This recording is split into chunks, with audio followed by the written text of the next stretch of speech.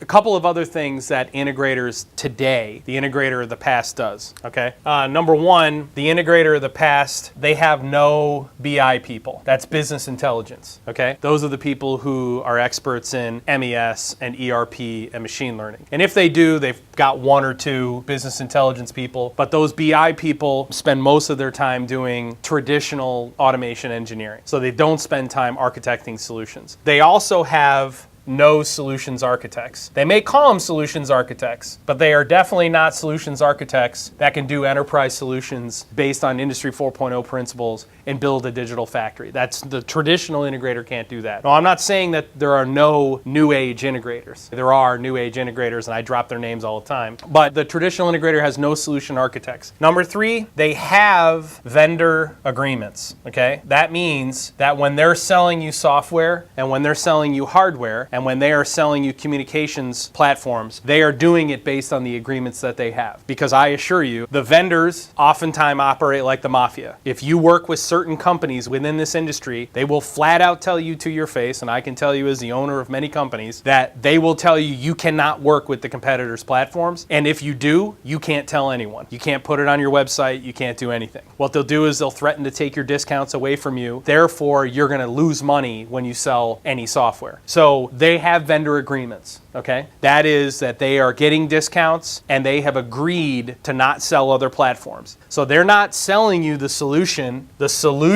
you need based on your specific needs. They're selling you based on their existing relationships, okay? Number four, they build panels.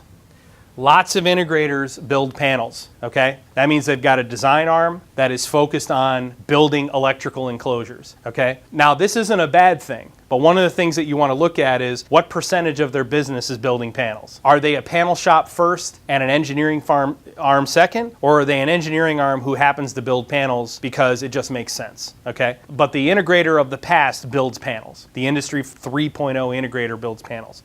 And number five, they go deep and they stay long. So the old integrator's goal is to establish a long-term relationship. We're talking decades relationship, and they want to stay forever. And I don't need to tell you, we are expensive.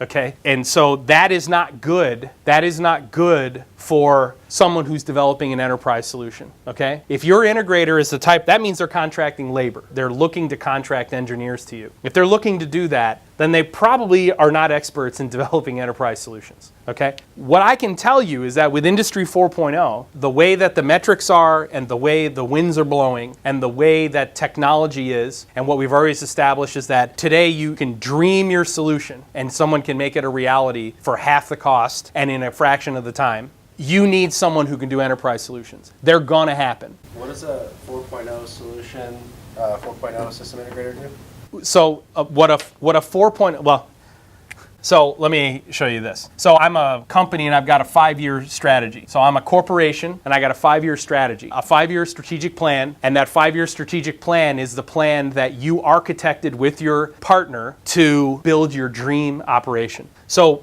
what happens is, in order for you to execute your 5-year vision, you've got to basically do it in phases, right? The integrator that wants to go deep and stay long doesn't look at the phases. The integrator looks at coming in and staying forever. An integrator of the future, the Industry 4.0 integrator, looks at coming in and doing this part, drawing this vector first. This is your error vector, getting you on the right path towards hitting that 5-year strategic goal that they've helped you architect. And they generally stay for the first phase, second phase, maybe the third phase. By the time they get to the third phase, they are now just in a support role. They're answering questions, they've already helped train up your people, and your people are doing all of your deployments to get you to deploy your digital factory. But the integrator of the future is doing the vast majority of their work here in phase 1. And then they're there in phase 2 to do all the work. And in phase 3 is where the transition happens. Sometimes in phase 3, they are still working and they're not in a consulting role, or sometimes they're just purely a consulting role. And then going forward, they're just answering questions. They're doing the maintenance part of the software development lifecycle, right about phase 3 and on. The integrator of the past